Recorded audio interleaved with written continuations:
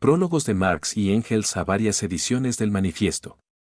1. Prólogo de Marx y Engels a la edición alemana de 1872. La Liga Comunista, una organización obrera internacional, que en las circunstancias de la época, huelga decirlo, solo podía ser secreta, encargó a los abajo firmantes, en el Congreso celebrado en Londres en noviembre de 1847, la redacción de un detallado programa teórico y práctico, destinado a la publicidad, que sirviese de programa del partido. Así nació el manifiesto, que se reproduce a continuación y cuyo original se remitió a Londres para ser impreso pocas semanas antes de estallar la Revolución de Febrero. Publicado primeramente en alemán, ha sido reeditado 12 veces por lo menos en ese idioma en Alemania, Inglaterra y Norteamérica. La edición inglesa no vio la luz hasta 1850 y se publicó en el Red Republican de Londres, traducido por Miss Helena Macfarlane, y en 1871 se editaron en Norteamérica no menos de 3 traducciones distintas. La versión francesa apareció por vez primera en París poco antes de la insurrección de junio de 1848, últimamente ha vuelto a publicarse en Le Socialiste de Nueva York, y se prepara una nueva traducción. La versión polaca apareció en Londres poco después de la primera edición alemana. La traducción rusa vio la luz en Ginebra en el año 60 y tantos. Al danés se tradujo a poco de publicarse. Por mucho que durante los últimos 25 años hayan cambiado las circunstancias, los principios generales desarrollados en este manifiesto siguen siendo sustancialmente exactos. Solo tendría que retocarse algún que otro detalle. Ya el propio manifiesto advierte que la aplicación práctica de estos principios dependerá en todas partes y en todo tiempo de las circunstancias históricas existentes, razón por la que no se hace especial hincapié en las medidas revolucionarias propuestas al final del capítulo 2. Si tuviésemos que formularlo hoy, este pasaje presentaría un tenor distinto en muchos respectos. Este programa ha quedado a trozos anticuado por efecto del inmenso desarrollo experimentado por la gran industria en los últimos 25 años, con los consiguientes progresos ocurridos en cuanto a la organización política de la clase obrera. Y por el efecto de las experiencias prácticas de la Revolución de Febrero en primer término, y sobre todo de la Comuna de París, donde el proletariado, por vez primera, tuvo el poder político en sus manos por espacio de 2 meses. La Comuna ha demostrado, principalmente, que la clase obrera no puede limitarse a tomar posesión de la máquina del Estado en bloque, poniéndola en marcha para sus propios fines. V. La Guerra Civil en Francia, alocución del Consejo General de la Asociación Obrera Internacional, edición alemana, página 51, donde se desarrolla ampliamente esta idea.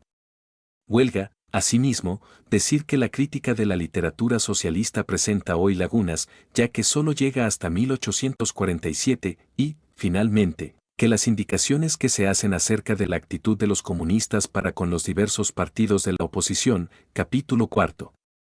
Aunque sigan siendo exactas en sus líneas generales, están también anticuadas en lo que toca al detalle, por la sencilla razón de que la situación política ha cambiado radicalmente y el progreso histórico ha venido a eliminar del mundo a la mayoría de los partidos enumerados. Sin embargo, el manifiesto es un documento histórico que nosotros no nos creemos ya autorizados a modificar. Tal vez una edición posterior aparezca precedida de una introducción que abarque el periodo que va desde 1847 hasta los tiempos actuales. La presente reimpresión nos ha sorprendido sin dejarnos tiempo para eso. Londres, 24 de junio de 1872. Karl Marx y Friedrich Engels. 2. Prólogo de Engels a la edición alemana de 1883. Desgraciadamente, al pie de este prólogo a la nueva edición del manifiesto ya solo aparecerá mi firma. Marx, ese hombre a quien la clase obrera toda de Europa y América debe más que a hombre alguno, descansa en el cementerio de Highgate y sobre su tumba crece ya la primera hierba. Muerto él, sería doblemente absurdo pensar en revisar ni en ampliar el manifiesto. En cambio, me creo obligado, ahora más que nunca, a consignar aquí, una vez más, para que quede bien patente, la siguiente afirmación, la idea central que inspira todo el manifiesto, a saber, que el régimen económico de la producción y la estructuración social que de él se deriva necesariamente en cada época histórica constituye la base sobre la cual se asienta la historia política e intelectual de esa época, Y que, por tanto, toda la historia de la sociedad, una vez disuelto el primitivo régimen de comunidad del suelo, es una historia de luchas de clases, de luchas entre clases explotadoras y explotadas, dominantes y dominadas, a tono con las diferentes fases del proceso social, hasta llegar a la fase presente, en que la clase explotada y oprimida, el proletariado, no puede ya emanciparse de la clase que la explota y la oprime, de la burguesía sin emancipar para siempre a la sociedad entera de la opresión, la explotación y las luchas de clases. Esta idea cardinal fue fruto personal y exclusivo de Marx. Y aunque ya no es la primera vez que lo hago constar, me ha parecido oportuno dejarlo estampado aquí, a la cabeza del manifiesto. Londres, 28 de junio de 1883. Friedrich Engels. 3. Prólogo de Engels a la edición alemana de 1890. Ve la luz una nueva edición alemana del manifiesto cuando han ocurrido desde la última diversos sucesos relacionados con este documento que merecen ser mencionados aquí. En 1882 se publicó en Ginebra una segunda traducción rusa, de Vera Zasulich, precedida de un prólogo de Marx y mío. Desgraciadamente, se me ha extraviado el original alemán de este prólogo y no tengo más remedio que volver a traducirlo del ruso, con lo que el lector no saldrá ganando nada. El prólogo dice así: la primera edición rusa del Manifiesto del Partido Comunista, traducido por Bakunin, vio la luz poco después de 1860 en la imprenta del Colocol. En los tiempos que corrían, esta publicación no podía tener para Rusia, a lo sumo, más que un puro valor literario de curiosidad. Hoy las cosas han cambiado. El último capítulo del manifiesto, titulado Actitud de los comunistas ante los otros partidos de la oposición, demuestra mejor que nada lo limitada que era la zona en que, al ver la luz por vez primera este documento, enero de 1848, tenía que actuar el movimiento proletario. En esa zona faltaban, principalmente, dos países, Rusia y los Estados Unidos. Era la época en que Rusia constituía la última reserva magna de la reacción europea y en que la emigración a los Estados Unidos absorbía las energías sobrantes del proletariado de Europa. Ambos países proveían a Europa de primeras materias, a la par que le brindaban mercados para sus productos industriales. Ambos venían a ser, pues, bajo uno u otro aspecto, pilares del orden social europeo. Hoy las cosas han cambiado radicalmente. La emigración europea sirvió precisamente para imprimir ese gigantesco desarrollo a la agricultura norteamericana, cuya concurrencia está minando los cimientos de la grande y la pequeña propiedad inmueble de Europa. Además, ha permitido a los Estados Unidos entregarse a la explotación de sus copiosas fuentes industriales con tal energía y en proporciones tales, que dentro de poco echará por tierra el monopolio industrial de que hoy disfruta la Europa occidental. Estas dos circunstancias repercuten a su vez revolucionariamente sobre la propia América. La pequeña y mediana propiedad del granjero que trabaja su propia tierra sucumbe progresivamente ante la concurrencia de las grandes explotaciones, a la par que en las regiones industriales empieza a formarse un copioso proletariado y una fabulosa concentración de capitales. Pasemos ahora a Rusia. Durante la sacudida revolucionaria de los años 48 y 49, los monarcas europeos, y no solo los monarcas, sino también los burgueses, aterrados ante el empuje del proletariado, que empezaba a cobrar por aquel entonces conciencia de su fuerza, cifraban en la intervención rusa todas sus esperanzas. El zar fue proclamado cabeza de la reacción europea. Hoy, este mismo zar se ve apresado en Gachina como rehén de la revolución y Rusia forma la avanzada del movimiento revolucionario de Europa. El manifiesto comunista se proponía por misión proclamar la desaparición inminente e inevitable de la propiedad burguesa en su estado actual. Pero en Rusia nos encontramos con que, coincidiendo con el orden capitalista en febril desarrollo y la propiedad burguesa del suelo que empieza a formarse, más de la mitad de la tierra es propiedad común de los campesinos. Ahora bien, nos preguntamos, ¿puede este régimen comunal del Consejo ruso, que es ya, sin duda, una degeneración del régimen de comunidad primitiva de la tierra, trocarse directamente en una forma más alta de comunismo del suelo? ¿O tendrá que pasar necesariamente por el mismo proceso previo de descomposición que nos revela la historia del occidente de Europa? La única contestación que, hoy por hoy, cabe dar a esa pregunta, es la siguiente: si la Revolución Rusa es la señal para la Revolución Obrera de Occidente y ambas se completan formando una unidad, ¿podría ocurrir que ese régimen comunal ruso fuese el punto de partida para la implantación de una nueva forma comunista de la Tierra? Londres, 21 de enero de 1882. Por aquellos mismos días, se publicó en Ginebra una nueva traducción polaca con este título, Manifest Kommunistyczny.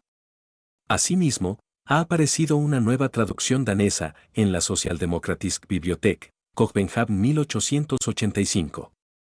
Es de lamentar que esta traducción sea incompleta. El traductor se saltó, por lo visto, aquellos pasajes, importantes muchos de ellos, que le parecieron difíciles. Además, la versión adolece de precipitaciones en una serie de lugares, y es una lástima, pues se ve que, con un poco más de cuidado, su autor habría realizado un trabajo excelente. En 1886 apareció en Le Socialiste de París una nueva traducción francesa, la mejor de cuantas han visto la luz hasta ahora. Sobre ella se hizo en el mismo año una versión española, publicada primero en El Socialista de Madrid y luego, en tirada aparte, con este título, Manifiesto del Partido Comunista, por Carlos Marx y F. Engels, Madrid, Administración del Socialista, Hernán Cortés, 8. Como detalle curioso contaré que en 1887 fue ofrecido a un editor de Constantinopla el original de una traducción armenia, pero el buen editor no se atrevió a lanzar un folleto con el nombre de Marx a la cabeza y propuso al traductor publicarlo como obra original suya. A lo que éste se negó.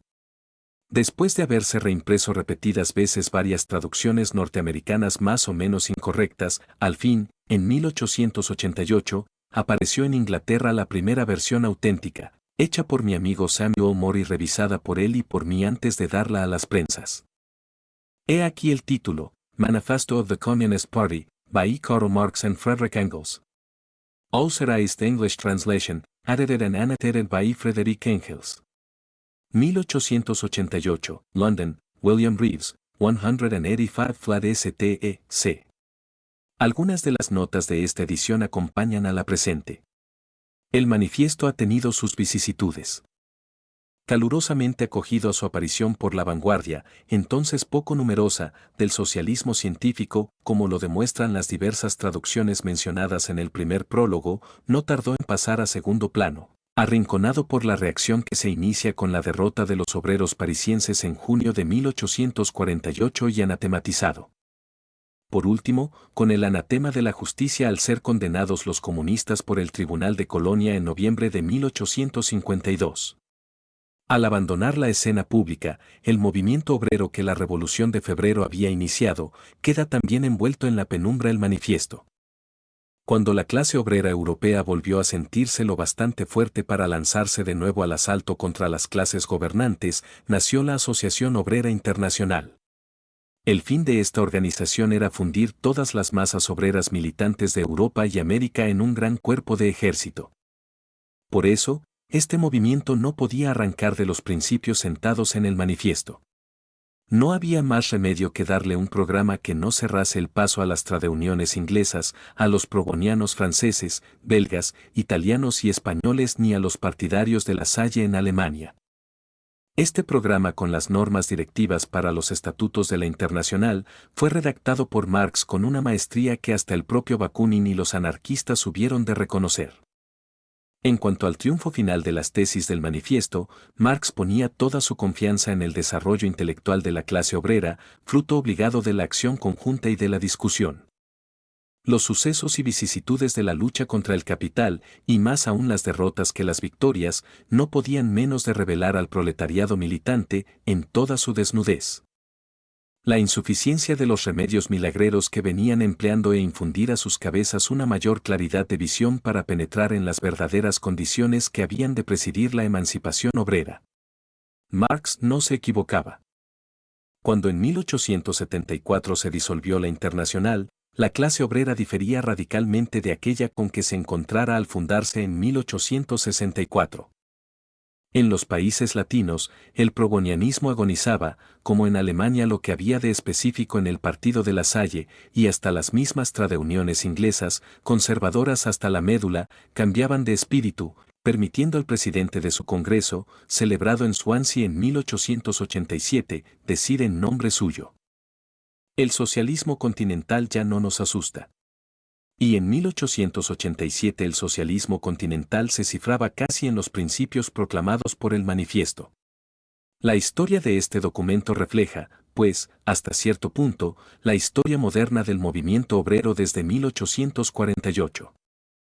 En la actualidad es indudablemente el documento más extendido e internacional de toda la literatura socialista del mundo, el programa que une a muchos millones de trabajadores de todos los países, desde Siberia hasta California.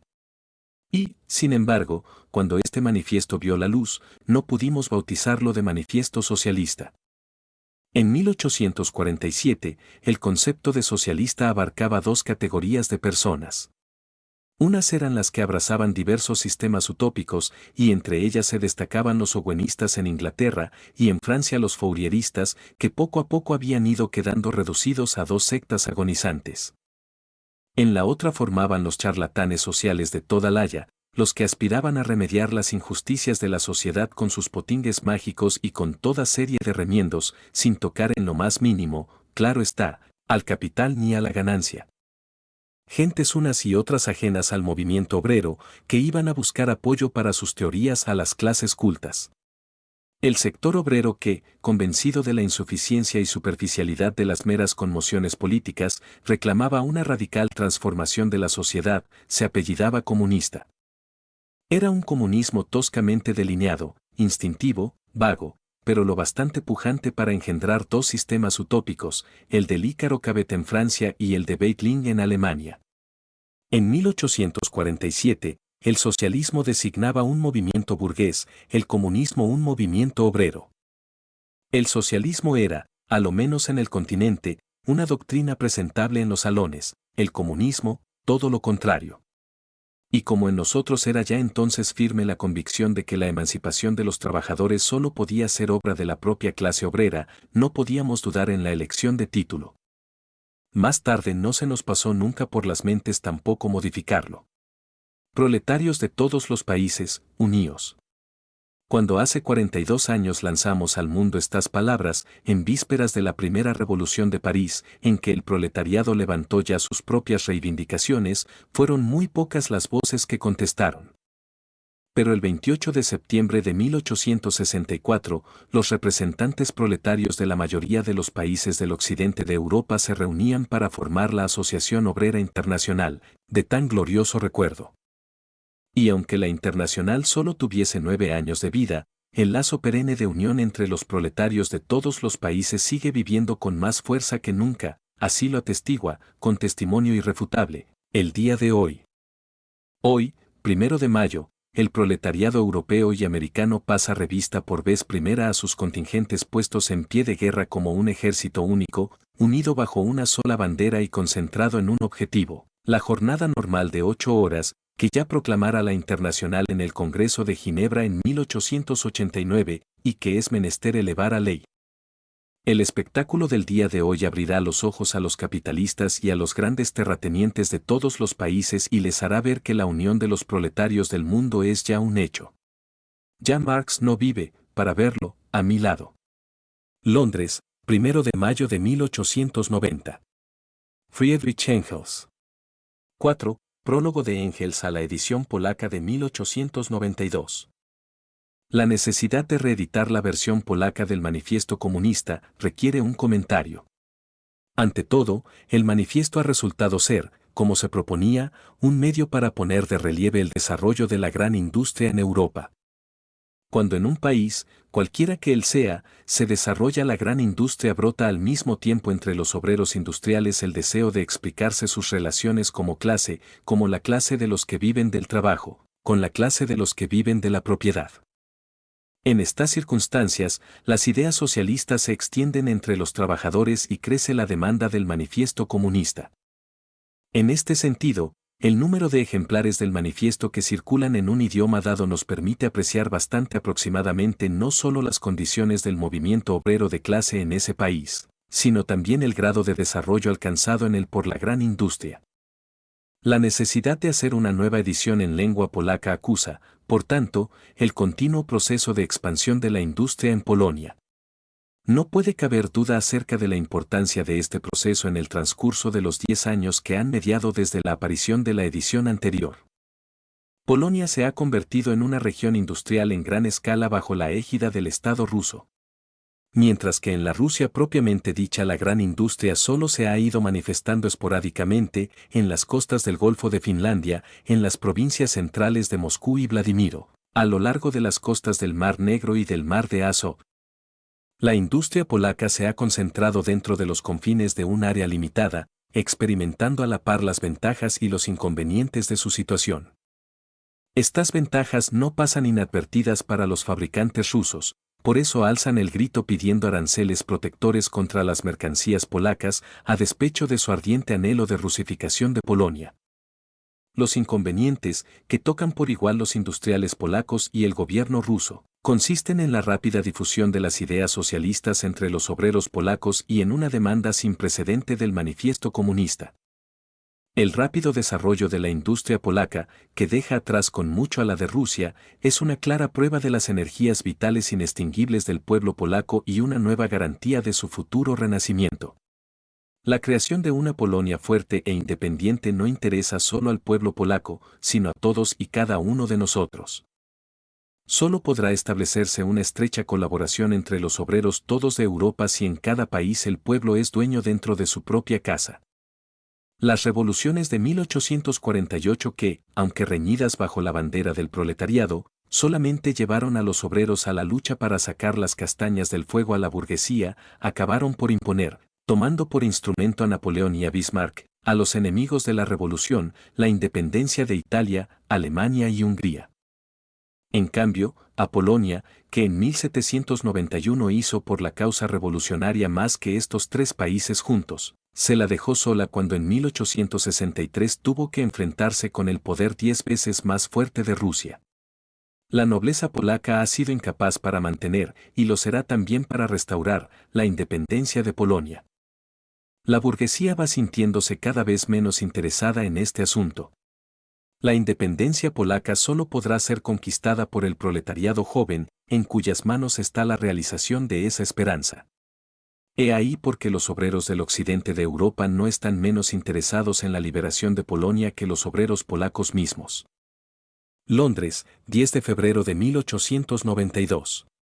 Friedrich Engels 5, prólogo de Engels a la edición italiana de 1893.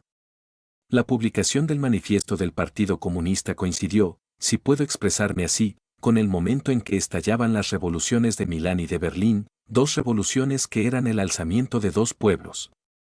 Uno enclavado en el corazón del continente europeo y el otro tendido en las costas del mar Mediterráneo. Hasta ese momento, estos dos pueblos, desgarrados por luchas intestinas y guerras civiles, habían sido presa fácil de opresores extranjeros. Y del mismo modo que Italia estaba sujeta al dominio del emperador de Austria, Alemania vivía, aunque esta sujeción fuese menos patente, bajo el yugo del zar de todas las Rusias.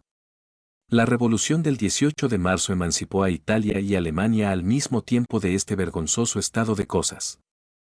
Si después, durante el periodo que va de 1848 a 1871, estas dos grandes naciones permitieron que la vieja situación fuese restaurada, haciendo hasta cierto punto de traidores de sí mismas, se debió, como dijo Marx, a que los mismos que habían inspirado la revolución de 1848 se convirtieron, a despecho suyo, en sus verdugos.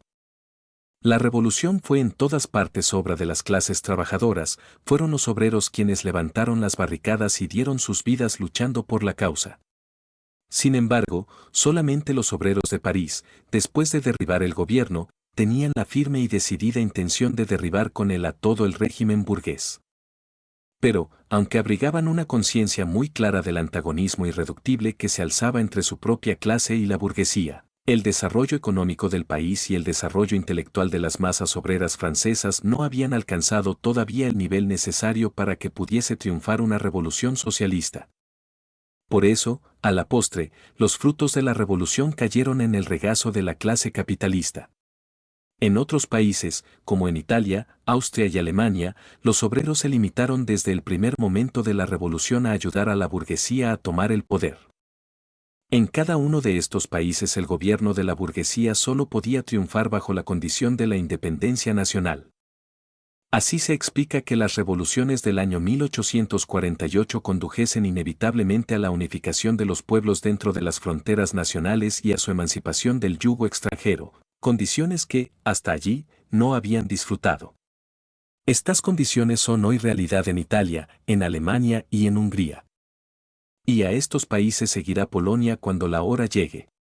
Aunque las revoluciones de 1848 no tenían carácter socialista, prepararon, sin embargo, el terreno para el advenimiento de la revolución del socialismo. Gracias al poderoso impulso que estas revoluciones imprimieron a la gran producción en todos los países, la sociedad burguesa ha ido creando durante los últimos 45 años un vasto, unido y potente proletariado, engendrando con él, como dice el Manifiesto Comunista, a sus propios enterradores. La unificación internacional del proletariado no hubiera sido posible, ni la colaboración sobria y deliberada de estos países en el logro de fines generales, si antes no hubiesen conquistado la unidad y la independencia nacionales, si hubiesen seguido manteniéndose dentro del aislamiento. Intentemos representarnos, si podemos, el papel que hubieran hecho los obreros italianos, húngaros, alemanes, polacos y rusos luchando por su unión internacional bajo las condiciones políticas que prevalecían hacia el año 1848. Las batallas reñidas en el 48 no fueron, pues, reñidas en balde. Ni han sido vividos tampoco en balde los 45 años que nos separan de la época revolucionaria.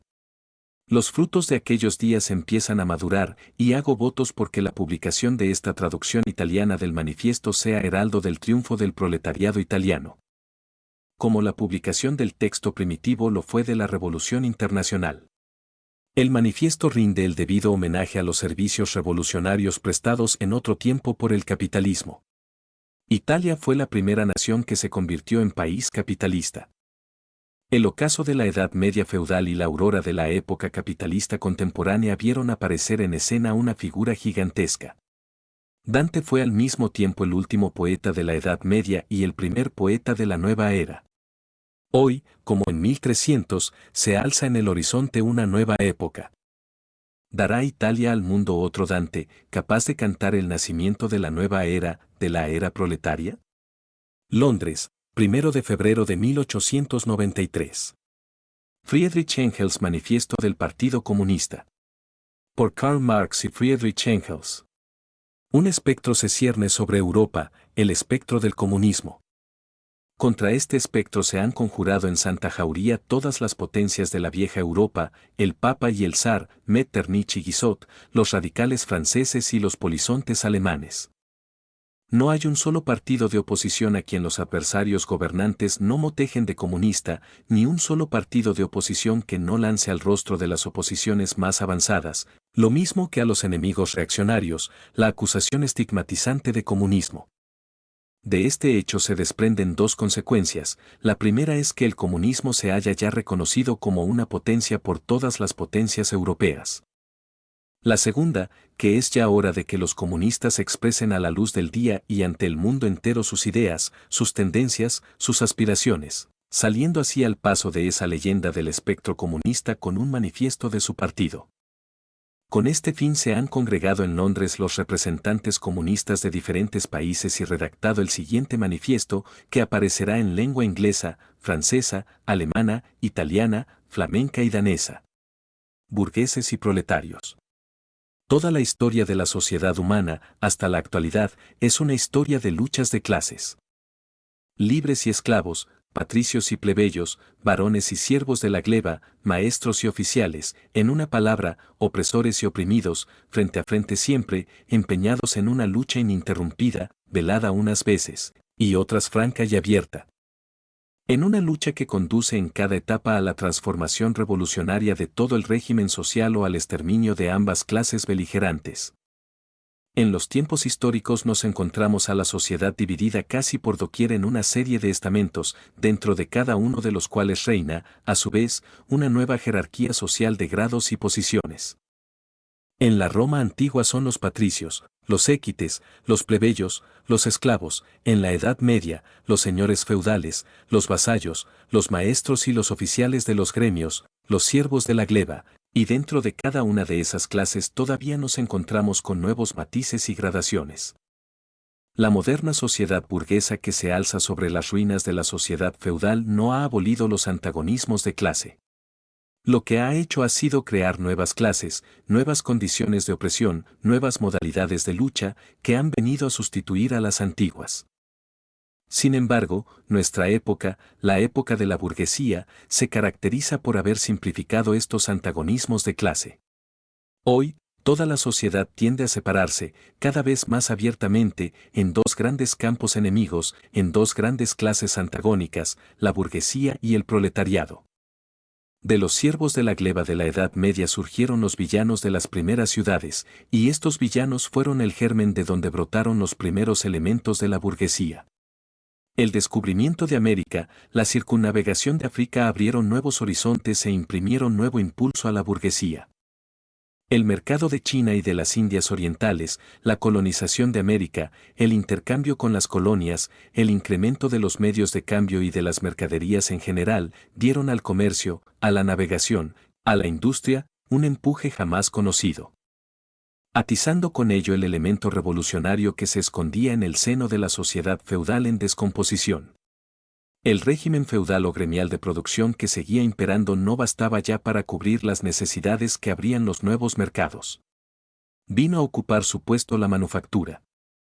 Los maestros de los gremios se vieron desplazados por la clase media industrial, y la división del trabajo entre las diversas corporaciones fue suplantada por la división del trabajo dentro de cada taller. Pero los mercados seguían dilatándose, las necesidades seguían creciendo. Ya no bastaba tampoco la manufactura. El invento del vapor y la maquinaria vinieron a revolucionar el régimen industrial de producción. La manufactura cedió el puesto a la gran industria moderna y la clase media industrial hubo de dejar paso a los magnates de la industria, jefes de grandes ejércitos industriales, a los burgueses modernos. La gran industria creó el mercado mundial, ya preparado por el descubrimiento de América. El mercado mundial imprimió un gigantesco impulso al comercio, a la navegación, a las comunicaciones por tierra. A su vez, estos progresos redundaron considerablemente en provecho de la industria y en la misma proporción en que se dilataban la industria, el comercio, la navegación, los ferrocarriles, se desarrollaba la burguesía, crecían sus capitales, iba desplazando y esfumando a todas las clases heredadas de la Edad Media. Vemos, pues, que la moderna burguesía es, como lo fueron en su tiempo las otras clases, producto de un largo proceso histórico, fruto de una serie de transformaciones radicales operadas en el régimen de cambio y de producción. A cada etapa de avance recorrida por la burguesía corresponde una nueva etapa de progreso político. Clase oprimida bajo el mando de los señores feudales, la burguesía forma en la comuna una asociación autónoma y armada para la defensa de sus intereses. En unos sitios se organiza en repúblicas municipales independientes, en otros forma el tercer estado tributario de las monarquías. En la época de la manufactura es el contrapeso de la nobleza dentro de la monarquía feudal o absoluta y el fundamento de las grandes monarquías en general, hasta que, por último, implantada la gran industria y abiertos los cauces del mercado mundial, se conquista la hegemonía política y crea el moderno Estado representativo. Hoy, el poder público viene a ser, pura y simplemente, el consejo de administración que rige los intereses colectivos de la clase burguesa. La burguesía ha desempeñado, en el transcurso de la historia, un papel verdaderamente revolucionario. Donde quiera que se instauró, echó por tierra todas las instituciones feudales, patriarcales e idílicas. Desgarró implacablemente los abigarrados lazos feudales que unían al hombre con sus superiores naturales y no dejó en pie más vínculo que el del interés escueto, el del dinero contante y sonante, que no tiene entrañas. Echó por encima del santo temor de Dios, de la devoción mística y piadosa, del ardor caballeresco y la tímida melancolía del buen burgués, el jarro de agua helada de sus cálculos egoístas. Enterró la dignidad personal bajo el dinero y redujo todas aquellas innumerables libertades escrituradas y bien adquiridas a una única libertad, la libertad ilimitada de comerciar. Sustituyó, para decirlo de una vez, un régimen de explotación, velado por los sendales de las ilusiones políticas y religiosas, por un régimen franco, descarado, directo, escueto, de explotación. La burguesía despojó de su halo de santidad a todo lo que antes se tenía por venerable y digno de piadoso acontecimiento. Convirtió en sus servidores asalariados al médico, al jurista, al poeta, al sacerdote, al hombre de ciencia. La burguesía desgarró los velos emotivos y sentimentales que envolvían la familia y puso al desnudo la realidad económica de las relaciones familiares. La burguesía vino a demostrar que aquellos alardes de fuerza bruta que la reacción tanto admira en la Edad Media tenían su complemento cumplido en la haraganería más indolente. Hasta que ella no lo reveló no supimos cuánto podía dar de sí el trabajo del hombre. La burguesía ha producido maravillas mucho mayores que las pirámides de Egipto, los acueductos romanos y las catedrales góticas. Ha acometido y dado cima a empresas mucho más grandiosas que las emigraciones de los pueblos y las cruzadas. La burguesía no puede existir si no es revolucionando incesantemente los instrumentos de la producción, que tanto vale decir el sistema todo de la producción y con el todo el régimen social. Lo contrario de cuantas clases sociales la precedieron, que tenían todas por condición primaria de vida la intangibilidad del régimen de producción vigente. La época de la burguesía se caracteriza y distingue de todas las demás por el constante y agitado desplazamiento de la producción, por la conmoción ininterrumpida de todas las relaciones sociales, por una inquietud y una dinámica incesantes. Las relaciones inconmovibles y mohosas del pasado, con todo su séquito de ideas y creencias viejas y venerables, se derrumban y las nuevas envejecen antes de echar raíces. Todo lo que se creía permanente y perenne se esfuma, lo santo es profanado, y, al fin, el hombre se ve constreñido, por la fuerza de las cosas, a contemplar con mirada fría su vida y sus relaciones con los demás. La necesidad de encontrar mercados espolea a la burguesía de una punta u otra del planeta. Por todas partes anida, en todas partes construye, por doquier establece relaciones. La burguesía, al explotar el mercado mundial, da a la producción y al consumo de todos los países un sello cosmopolita. Entre los lamentos de los reaccionarios destruye los cimientos nacionales de la industria. Las viejas industrias nacionales se vienen a tierra, arrolladas por otras nuevas, cuya instauración es problema vital para todas las naciones civilizadas, por industrias que ya no transforman como antes las materias primas del país, sino las traídas de los climas más lejanos y cuyos productos encuentran salida no solo dentro de las fronteras, sino en todas las partes del mundo. Brotan necesidades nuevas que ya no bastan a satisfacer, como en otro tiempo, los frutos del país, sino que reclaman para su satisfacción los productos de tierras remotas. Ya no reina aquel mercado local y nacional que se bastaba a sí mismo y donde no entraba nada de fuera. Ahora, la red del comercio es universal y en ella entran, unidas por vínculos de interdependencia, todas las naciones. Y lo que acontece con la producción material, acontece también con la del espíritu. Los productos espirituales de las diferentes naciones vienen a formar un acervo común. Las limitaciones y peculiaridades del carácter nacional van pasando a segundo plano, y las literaturas locales y nacionales confluyen todas en una literatura universal. La burguesía, con el rápido perfeccionamiento de todos los medios de producción, con las facilidades increíbles de su red de comunicaciones, lleva la civilización hasta a las naciones más salvajes. El bajo precio de sus mercancías es la artillería pesada con la que derrumba todas las murallas de la China, con la que obliga a capitular a las tribus bárbaras más ariscas en su odio contra el extranjero. Obliga a todas las naciones a abrazar el régimen de producción de la burguesía o perecer, las obliga a implantar en su propio seno la llamada civilización, es decir, a hacerse burguesas. Crea un mundo hecho a su imagen y semejanza. La burguesía somete el campo al imperio de la ciudad. Crea ciudades enormes, intensifica la población urbana en una fuerte proporción respecto a la campesina y arranca a una parte considerable de la gente del campo al cretinismo de la vida rural.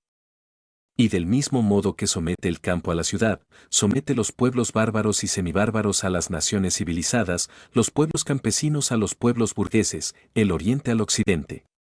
La burguesía va aglutinando cada vez más los medios de producción, la propiedad y los habitantes del país. Aglomera la población, centraliza los medios de producción y concentra en manos de unos cuantos la propiedad. Este proceso tenía que conducir, por fuerza lógica, a un régimen de centralización política.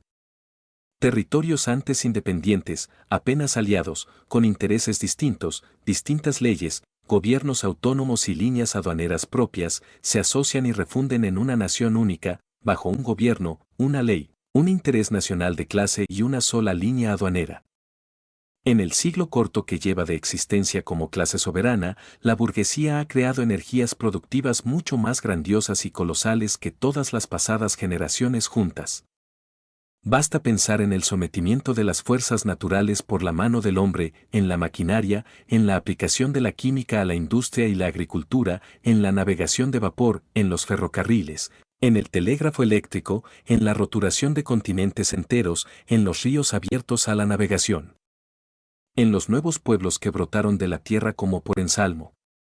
¿Quién, en los pasados siglos, pudo sospechar siquiera que en el regazo de la sociedad fecundada por el trabajo del hombre yaciesen soterradas tantas y tales energías y elementos de producción?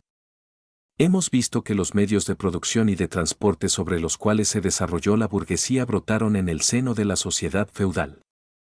Cuando estos medios de transporte y de producción alcanzaron una determinada fase en su desarrollo, resultó que las condiciones en que la sociedad feudal producía y comerciaba, la organización feudal de la agricultura y la manufactura, en una palabra, el régimen feudal de la propiedad, no correspondían ya al estado progresivo de las fuerzas productivas. Obstruían la producción en vez de fomentarla. Se habían convertido en otras tantas trabas para su desenvolvimiento. Era menester hacerlas saltar, y saltaron. Vino a ocupar su puesto la libre concurrencia, con la constitución política y social a ella adecuada, en la que se revelaba ya la hegemonía económica y política de la clase burguesa. Pues bien, ante nuestros ojos se desarrolla hoy un espectáculo semejante. Las condiciones de producción y de cambio de la burguesía, el régimen burgués de la propiedad, la moderna sociedad burguesa, que ha sabido hacer brotar como por encanto tan fabulosos medios de producción y de transporte, recuerda al brujo impotente para dominar los espíritus subterráneos que conjuró. Desde hace varias décadas, la historia de la industria y del comercio no es más que la historia de las modernas fuerzas productivas que se rebelan contra el régimen vigente de producción, contra el régimen de la propiedad, donde residen las condiciones de vida y de predominio político de la burguesía. Basta mencionar las crisis comerciales, cuya periódica reiteración supone un peligro cada vez mayor para la existencia de la sociedad burguesa toda. Las crisis comerciales, además de destruir una gran parte de los productos elaborados, aniquilan una parte considerable de las fuerzas productivas existentes. En esas crisis se desata una epidemia social que a cualquiera de las épocas anteriores hubiera parecido absurda e inconcebible, la epidemia de la superproducción. La sociedad se ve retrotraída repentinamente a un estado de barbarie momentánea, se diría que una plaga de hambre o una gran guerra aniquiladora la han dejado esquilmado, sin recursos para subsistir, la industria, el comercio están a punto de perecer. ¿Y todo por qué? Porque la sociedad posee demasiada civilización, demasiados recursos, demasiada industria, demasiado comercio. Las fuerzas productivas de que disponen no sirven ya para fomentar el régimen burgués de la propiedad, son ya demasiado poderosas para servir a este régimen que embaraza su desarrollo. Y tan pronto como logran vencer este obstáculo, siembran el desorden en la sociedad burguesa, amenazan dar al traste con el régimen burgués de la propiedad. Las condiciones sociales burguesas resultan ya demasiado angostas para abarcar la riqueza por ellas engendrada. ¿Cómo se sobrepone a las crisis la burguesía? De dos maneras, destruyendo violentamente una gran masa de fuerzas productivas y conquistándose nuevos mercados, a la par que procurando explotar más concienzudamente los mercados antiguos. Es decir, que remedia unas crisis preparando otras más extensas e imponentes y mutilando los medios de que dispone para precaverlas. Las armas con que la burguesía derribó al feudalismo se vuelven ahora contra ella. Y la burguesía no solo forja las armas que han de darle la muerte, sino que, además, pone en pie a los hombres llamados a manejarlas, estos hombres son los obreros, los proletarios.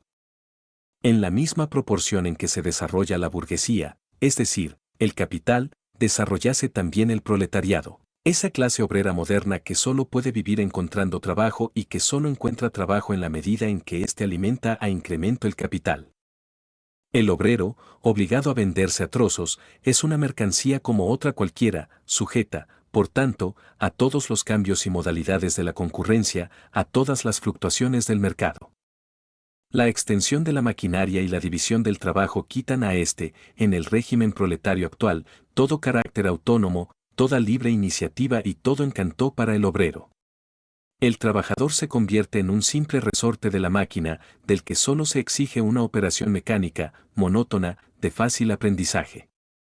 Por eso, los gastos que supone un obrero se reducen, sobre poco más o menos, al mínimo de lo que necesita para vivir y para perpetuar su raza. Y ya se sabe que el precio de una mercancía, y como una de tantas el trabajo, equivale a su coste de producción. Cuanto más repelente es el trabajo, tanto más disminuye el salario pagado al obrero. Más aún, cuanto más aumentan la maquinaria y la división del trabajo, tanto más aumenta también este, bien porque se alargue la jornada, bien porque se intensifique el rendimiento exigido, se acelere la marcha de las máquinas, etc. La industria moderna ha convertido el pequeño taller del maestro patriarcal en la gran fábrica del magnate capitalista. Las masas obreras concentradas en la fábrica son sometidas a una organización y disciplina militares. Los obreros, soldados rasos de la industria, trabajan bajo el mando de toda una jerarquía de sargentos, oficiales y jefes. No son solo siervos de la burguesía y del Estado burgués, sino que están todos los días y a todas horas bajo el yugo esclavizador de la máquina, del contramaestre y sobre todo, del industrial burgués dueño de la fábrica. Y este despotismo es tanto más mezquino, más execrable, más indignante, cuanta mayor es la franqueza con que proclama que no tiene otro fin que el lucro. Cuanto menores son la habilidad y la fuerza que reclama el trabajo manual, es decir, cuanto mayor es el desarrollo adquirido por la moderna industria, también es mayor la proporción en que el trabajo de la mujer y el niño desplaza al del hombre. Socialmente, ya no rigen para la clase obrera esas diferencias de edad y de sexo. Son todos, hombres, mujeres y niños, meros instrumentos de trabajo, entre los cuales no hay más diferencia que la del coste. Y cuando ya la explotación del obrero por el fabricante ha dado su fruto y aquel recibe el salario, caen sobre él los otros representantes de la burguesía, el casero, el tendero, el prestamista, etc.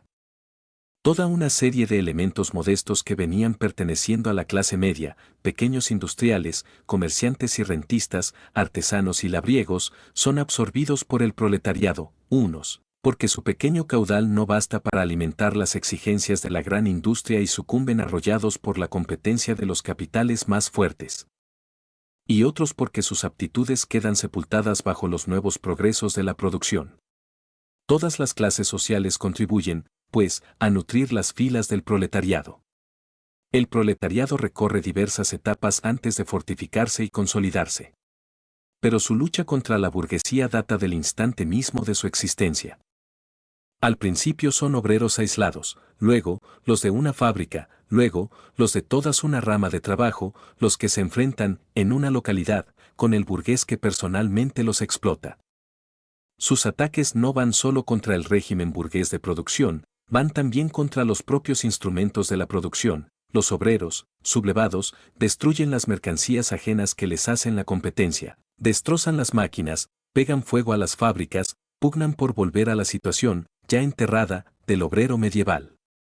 En esta primera etapa, los obreros forman una masa diseminada por todo el país y desunida por la concurrencia. Las concentraciones de masas de obreros no son todavía fruto de su propia unión, sino fruto de la unión de la burguesía, que para alcanzar sus fines políticos propios tiene que poner en movimiento, cosa que todavía logra, a todo el proletariado. En esta etapa, los proletarios no combaten contra sus enemigos, sino contra los enemigos de sus enemigos, contra los vestigios de la monarquía absoluta, los grandes señores de la tierra, los burgueses no industriales, los pequeños burgueses. La marcha de la historia está toda concentrada en manos de la burguesía, y cada triunfo así alcanzado es un triunfo de la clase burguesa. Sin embargo, el desarrollo de la industria no solo nutre las filas del proletariado, sino que las aprieta y concentra, sus fuerzas crecen, y crece también la conciencia de ellas. Y al paso que la maquinaria va borrando las diferencias y categorías en el trabajo y reduciendo los salarios casi en todas partes a un nivel bajísimo y uniforme, van nivelándose también los intereses y las condiciones de vida dentro del proletariado. La competencia, cada vez más aguda, desatada entre la burguesía, y las crisis comerciales que desencadena, hacen cada vez más inseguro el salario del obrero. Los progresos incesantes y cada día más veloces del maquinismo aumentan gradualmente la inseguridad de su existencia. Las colisiones entre obreros y burgueses aislados van tomando el carácter, cada vez más señalado, de colisiones entre dos clases. Los obreros empiezan a coaligarse contra los burgueses, se asocian y unen para la defensa de sus salarios. Crean organizaciones permanentes para pertrecharse en previsión de posibles batallas. De vez en cuando estallan revueltas y sublevaciones. Los obreros arrancan algún triunfo que otro, pero transitorio siempre. El verdadero objetivo de estas luchas no es conseguir un resultado inmediato, sino ir extendiendo y consolidando la unión obrera. Coadyuvan a ello los medios cada vez más fáciles de comunicación, creados por la gran industria y que sirven para poner en contacto a los obreros de las diversas regiones y localidades. Gracias a este contacto, las múltiples acciones locales, que en todas partes presentan idéntico carácter, se convierten en un movimiento nacional, en una lucha de clases. Y toda lucha de clases es una acción política. Las ciudades de la Edad Media, con sus caminos vecinales, necesitaron siglos enteros para unirse con las demás. El proletariado moderno, gracias a los ferrocarriles, ha creado su unión en unos cuantos años. Esta organización de los proletarios como clase, que tanto vale decir como partido político, se ve minada a cada momento por la concurrencia desatada entre los propios obreros. Pero avanza y triunfa siempre, a pesar de todo, cada vez más fuerte, más firme, más pujante. Y aprovechándose de las discordias que surgen en el seno de la burguesía, impone la sanción legal de sus intereses propios. Así nace en Inglaterra la ley de la jornada de 10 horas. Las colisiones producidas entre las fuerzas de la antigua sociedad imprimen nuevos impulsos al proletariado. La burguesía lucha incesantemente, primero, contra la aristocracia, luego, contra aquellos sectores de la propia burguesía cuyos intereses chocan con los progresos de la industria, y siempre contra la burguesía de los demás países. Para librar estos combates no tiene más remedio que apelar al proletariado, reclamar su auxilio, arrastrándolo así a la palestra política. Y de este modo, le suministra elementos de fuerza, es decir, armas contra sí misma. Además, como hemos visto, los progresos de la industria traen a las filas proletarias a toda una serie de elementos de la clase gobernante, o a lo menos los colocan en las mismas condiciones de vida. Y estos elementos suministran al proletariado nuevas fuerzas. Finalmente, en aquellos periodos en que la lucha de clases está a punto de decidirse, es tan violento y tan claro el proceso de desintegración de la clase gobernante latente en el seno de la sociedad antigua, que una pequeña parte de esa clase se desprende de ella y abraza la causa revolucionaria, pasándose a la clase que tiene en sus manos el porvenir. Y así como antes una parte de la nobleza se pasaba a la burguesía, ahora una parte de la burguesía se pasa al campo del proletariado. En este tránsito rompen la marcha los intelectuales burgueses, que, analizando teóricamente el curso de la historia, han logrado ver claro en sus derroteros. De todas las clases que hoy se enfrentan con la burguesía no hay más que una verdaderamente revolucionaria, el proletariado. Las demás perecen y desaparecen con la gran industria, el proletariado, en cambio, es su producto genuino y peculiar. Los elementos de las clases medias, el pequeño industrial, el pequeño comerciante, el artesano, el labriego, todos luchan contra la burguesía para salvar de la ruina su existencia como tales clases. No son, pues, revolucionarios, sino conservadores. Más todavía, reaccionarios, pues pretenden volver atrás la rueda de la historia. Todo lo que tienen de revolucionario es lo que mira a su tránsito inminente al proletariado. Con esa actitud no defienden sus intereses actuales, sino los futuros. Se despojan de su posición propia para abrazar la del proletariado. El proletariado andrajoso, esa putrefacción pasiva de las capas más bajas de la vieja sociedad, se verá arrastrado en parte al movimiento por una revolución proletaria, si bien las condiciones todas de su vida lo hacen más propicio a dejarse comprar como instrumento de manejos reaccionarios. Las condiciones de vida de la vieja sociedad aparecen ya destruidas en las condiciones de vida del proletariado. El proletario carece de bienes. Sus relaciones con la mujer y con los hijos no tienen ya nada de común con las relaciones familiares burguesas, la producción industrial moderna, el moderno yugo del capital, que es el mismo en Inglaterra que en Francia, en Alemania que en Norteamérica, borra en el todo carácter nacional.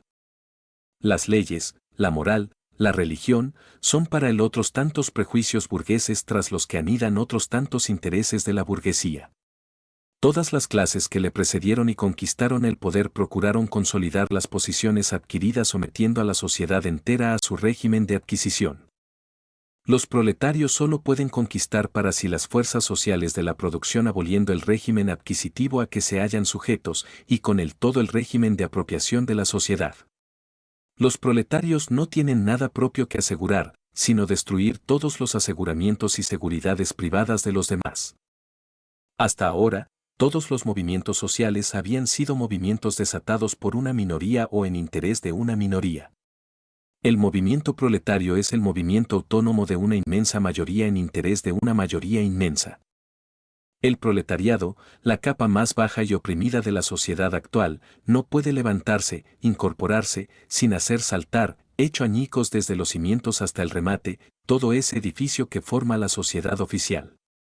Por su forma, aunque no por su contenido, la campaña del proletariado contra la burguesía empieza siendo nacional. Es lógico que el proletariado de cada país ajuste ante todo las cuentas con su propia burguesía.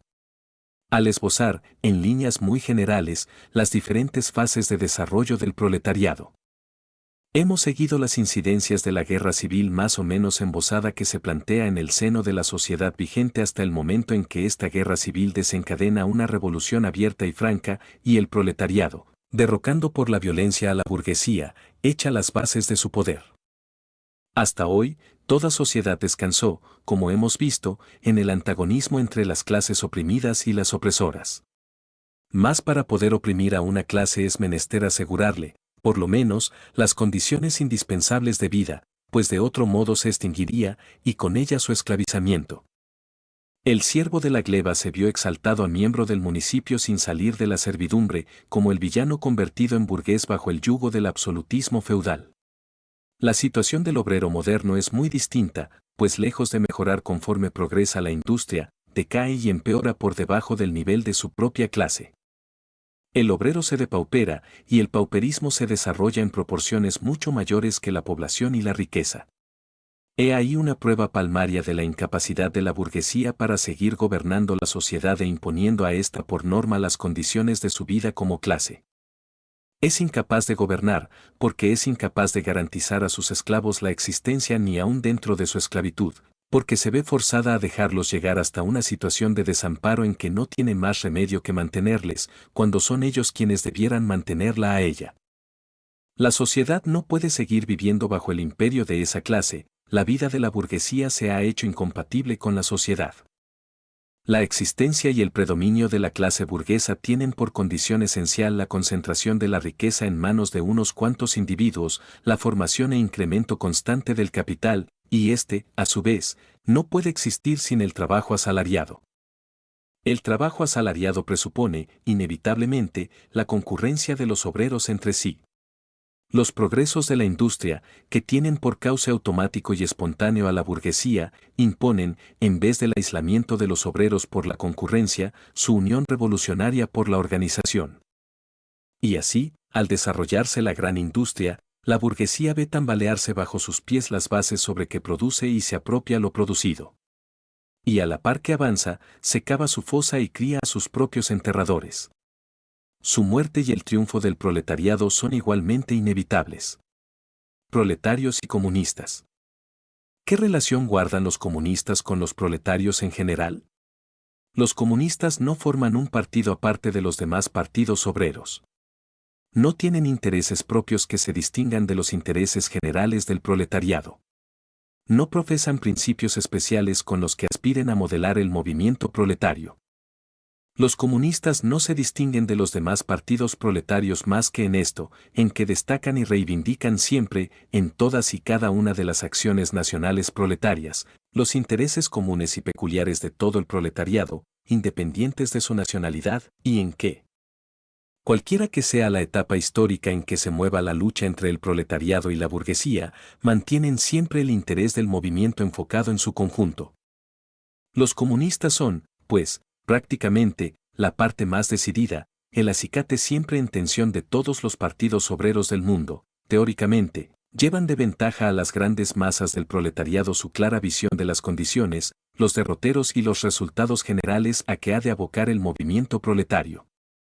El objetivo inmediato de los comunistas es idéntico al que persiguen los demás partidos proletarios en general, formar la conciencia de clase del proletariado, derrocar el régimen de la burguesía, llevar al proletariado a la conquista del poder. Las proposiciones teóricas de los comunistas no descansan ni mucho menos en las ideas, en los principios forjados o descubiertos por ningún redentor de la humanidad. Son todas expresión generalizada de las condiciones materiales de una lucha de clases real y vívida, de un movimiento histórico que se está desarrollando a la vista de todos. La abolición del régimen vigente de la propiedad no es tampoco ninguna característica peculiar del comunismo. Las condiciones que forman el régimen de la propiedad han estado sujetas siempre a cambios históricos, a alteraciones históricas constantes. Así, por ejemplo, la Revolución Francesa abolió la propiedad feudal para instaurar sobre sus ruinas la propiedad burguesa. Lo que caracteriza al comunismo no es la abolición de la propiedad en general, sino la abolición del régimen de propiedad de la burguesía, de esta moderna institución de la propiedad privada burguesa, expresión última y la más acabada de ese régimen de producción y apropiación de lo producido que reposa sobre el antagonismo de dos clases. Sobre la explotación de unos hombres por otros. Así entendida, si pueden los comunistas resumir su teoría en esa fórmula, abolición de la propiedad privada. Se nos reprocha que queremos destruir la propiedad personal bien adquirida, fruto del trabajo y del esfuerzo humano, esa propiedad que es para el hombre la base de toda libertad, el acicate de todas las actividades y la garantía de toda independencia. La propiedad bien adquirida, fruto del trabajo y del esfuerzo humano. ¿Os referís acaso a la propiedad del humilde artesano, del pequeño labriego, precedente histórico de la propiedad burguesa? No, esa no necesitamos destruirla, el desarrollo de la industria lo ha hecho ya y lo está haciendo a todas horas. ¿O queréis referimos a la moderna propiedad privada de la burguesía? Decidnos, ¿es que el trabajo asalariado, el trabajo de proletario, le rinde propiedad? No, ni mucho menos. Lo que rinde es capital, esa forma de propiedad que se nutre de la explotación del trabajo asalariado, que solo puede crecer y multiplicarse a condición de engendrar nuevo trabajo asalariado para hacerlo también objeto de su explotación. La propiedad, en la forma que hoy presenta, no admite salida a este antagonismo del capital y el trabajo asalariado. Detengámonos un momento a contemplar los dos términos de la antítesis. Ser capitalista es ocupar un puesto, no simplemente personal, sino social, en el proceso de la producción. El capital es un producto colectivo y no puede ponerse en marcha más que por la cooperación de muchos individuos, y aún cabría decir que, en rigor, esta cooperación abarca la actividad común de todos los individuos de la sociedad. El capital no es, pues, un patrimonio personal, sino una potencia social. Los que, por tanto, aspiramos a convertir el capital en propiedad colectiva, común a todos los miembros de la sociedad, no aspiramos a convertir en colectiva una riqueza personal. A lo único que aspiramos es a transformar el carácter colectivo de la propiedad, a despojarla de su carácter de clase. Hablemos ahora del trabajo asalariado. El precio medio del trabajo asalariado es el mínimo del salario, es decir, la suma de víveres necesaria para sostener al obrero como tal obrero.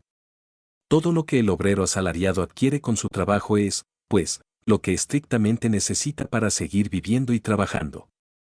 Nosotros no aspiramos en modo alguno a destruir este régimen de apropiación personal de los productos de un trabajo encaminado a crear medios de vida, régimen de apropiación que no deja, como vemos, el menor margen de rendimiento líquido y, con él, la posibilidad de ejercer influencia sobre los demás hombres. A lo que aspiramos es a destruir el carácter oprobioso de este régimen de apropiación en que el obrero solo vive para multiplicar el capital, en que vive tan solo en la medida en que el interés de la clase dominante aconseja que viva. En la sociedad burguesa, el trabajo vivo del hombre no es más que un medio de incrementar el trabajo acumulado. En la sociedad comunista, el trabajo acumulado será, por el contrario, un simple medio para dilatar, fomentar y enriquecer la vida del obrero. En la sociedad burguesa es, pues, el pasado el que impera sobre el presente, en la comunista, imperará el presente sobre el pasado. En la sociedad burguesa se reserva al capital toda personalidad e iniciativa, el individuo trabajador carece de iniciativa y personalidad. Y a la abolición de estas condiciones llama la burguesía abolición de la personalidad y la libertad. Y, sin embargo, tiene razón. Aspiramos, en efecto, a ver abolidas la personalidad, la independencia y la libertad burguesa. Por libertad se entiende, dentro del régimen burgués de la producción, el librecambio, la libertad de comprar y vender. Desaparecido el tráfico, desaparecerá también, forzosamente, el libre tráfico. La apología del libre tráfico, como en general todos los ditirambos a la libertad que entona nuestra burguesía, solo tienen sentido y razón de ser en cuanto significan la emancipación de las trabas y la servidumbre de la Edad Media, pero palidecen ante la abolición comunista del tráfico, de las condiciones burguesas de producción y de la propia burguesía. Os aterráis de que queramos abolir la propiedad privada, como si ya en el seno de vuestra sociedad actual, la propiedad privada no estuviese abolida para 9/10 partes de la población, como si no existiese precisamente a costa de no existir para esas 9/10 partes. ¿Qué es, pues, lo que en rigor nos reprocháis? Querer destruir un régimen de propiedad que tiene por necesaria condición el despojo de la inmensa mayoría de la sociedad. Nos reprocháis, para decirlo de una vez, querer abolir vuestra propiedad. Pues sí, a eso es a lo que aspiramos. Para vosotros, desde el momento en que el trabajo no pueda convertirse ya en capital, en dinero, en renta, en un poder social monopolizable, desde el momento en que la propiedad personal no pueda ya trocarse en propiedad burguesa, la persona no existe. Con eso confesáis que para vosotros no hay más persona que el burgués, el capitalista. Pues bien, la personalidad así concebida es la que nosotros aspiramos a destruir. El comunismo no priva a nadie del poder de apropiarse productos sociales, lo único que no admite es el poder de usurpar por medio de esta apropiación el trabajo ajeno. Se arguye que, abolida la propiedad privada, cesará toda actividad y reinará la indolencia universal. Si esto fuese verdad, ya hace mucho tiempo que se habría estrellado contra el escollo de la holganza una sociedad como la burguesa, en que los que trabajan no adquieren y los que adquieren, no trabajan. Vuestra objeción viene a reducirse, en fin de cuentas, a una verdad que no necesita de demostración, y es que, al desaparecer el capital, desaparecerá también el trabajo asalariado. Las objeciones formuladas contra el régimen comunista de apropiación y producción material se hacen extensivas a la producción y apropiación de los productos espirituales. Y así como el destruir la propiedad de clases equivale, para el burgués, a destruir la producción, el destruir la cultura de clase es para el sinónimo de destruir la cultura en general. Esa cultura cuya pérdida tanto deplora, es la que convierte en una máquina a la inmensa mayoría de la sociedad. Al discutir con nosotros y criticar la abolición de la propiedad burguesa partiendo de vuestras ideas burguesas de libertad, cultura, derecho, etc. ¿No os dais cuenta de que esas mismas ideas son otros tantos productos del régimen burgués de propiedad y de producción, del mismo modo que vuestro derecho no es más que la voluntad de vuestra clase elevada a ley, una voluntad que tiene su contenido y encarnación en las condiciones materiales de vida de vuestra clase? Compartís con todas las clases dominantes que han existido y perecieron la idea interesada de que vuestro régimen de producción y de propiedad, obra de condiciones históricas que desaparecen en el transcurso de la producción, descansa sobre leyes naturales eternas y sobre los dictados de la razón. Os explicáis que haya perecido la propiedad antigua, os explicáis que pereciera la propiedad feudal, lo que no os podéis explicar es que perezca la propiedad burguesa, vuestra propiedad. Abolición de la familia. Al hablar de estas intenciones satánicas de los comunistas, hasta los más radicales gritan escándalo. Pero veamos, ¿en qué se funda la familia actual, la familia burguesa? En el capital, en el lucro privado. Solo la burguesía tiene una familia, en el pleno sentido de la palabra, y esta familia encuentra su complemento en la carencia forzosa de relaciones familiares de los proletarios y en la pública prostitución. Es natural que ese tipo de familia burguesa desaparezca al desaparecer su complemento y que una y otra dejen de existir al dejar de existir el capital que les sirve de base. ¿Nos reprocháis acaso que aspiremos a abolir la explotación de los hijos por sus padres? Sí, es cierto, a eso aspiramos. Pero decís, que pretendemos destruir la intimidad de la familia, suplantando la educación doméstica por la social. ¿Acaso vuestra propia educación no está también influida por la sociedad, por las condiciones sociales en que se desarrolla, por la intromisión más o menos directa en ella de la sociedad a través de la escuela, etc.? No son precisamente los comunistas los que inventan esa intromisión de la sociedad en la educación, lo que ellos hacen es modificar el carácter que hoy tiene y sustraer la educación a la influencia de la clase dominante. Esos tópicos burgueses de la familia y la educación, de la intimidad de las relaciones entre padres e hijos, son tanto más grotescos y descarados cuanto más la gran industria va desgarrando los lazos familiares de los proletarios y convirtiendo a los hijos en simples mercancías y meros instrumentos de trabajo.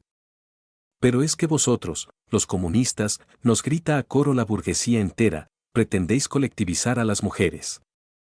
El burgués, que no ve en su mujer más que un simple instrumento de producción, al oírnos proclamar la necesidad de que los instrumentos de producción sean explotados colectivamente, no puede por menos de pensar que el régimen colectivo se hará extensivo igualmente a la mujer. No advierte que de lo que se trata es precisamente de acabar con la situación de la mujer como mero instrumento de producción. Nada más ridículo, por otra parte, que esos alardes de indignación, henchida de alta moral de nuestros burgueses, al hablar de la tan cacareada colectivización de las mujeres por el comunismo. No, los comunistas no tienen que molestarse en implantar lo que ha existido siempre o casi siempre en la sociedad. Nuestros burgueses, no bastándoles, por lo visto, con tener a su disposición a las mujeres y a los hijos de sus proletarios, y no hablemos de la prostitución oficial, sienten una grandísima fruición en seducirse unos a otros sus mujeres. En realidad, el matrimonio burgués es ya la comunidad de las esposas. A lo sumo, podría reprocharse a los comunistas el pretender sustituir este hipócrita y recatado régimen colectivo de hoy por una colectivización oficial, franca y abierta, de la mujer. Por lo demás, fácil es comprender que, al abolirse el régimen actual de producción, desaparecerá con él el sistema de comunidad de la mujer que engendra y que se refugia en la prostitución, en la oficial y en la encubierta. A los comunistas se nos reprocha también que queramos abolir la patria, la nacionalidad.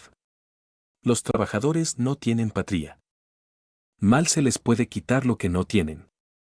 No obstante, siendo la mira inmediata del proletariado la conquista del poder político, su exaltación a clase nacional, a nación, es evidente que también en él reside un sentido nacional, aunque ese sentido no coincida ni mucho menos con el de la burguesía. Ya el propio desarrollo de la burguesía, el librecambio, el mercado mundial, la uniformidad reinante en la producción industrial, con las condiciones de vida que engendra, se encargan de borrar más y más las diferencias y antagonismos nacionales. El triunfo del proletariado acabará de hacerlos desaparecer. La acción conjunta de los proletarios, a lo menos en las naciones civilizadas, es una de las condiciones primordiales de su emancipación. En la medida y a la par que vaya desapareciendo la explotación de unos individuos por otros, desaparecerá también la explotación de unas naciones por otras. Con el antagonismo de las clases en el seno de cada nación, se borrará la hostilidad de las naciones entre sí. No queremos entrar a analizar las acusaciones que se hacen contra el comunismo desde el punto de vista religioso, filosófico e ideológico en general.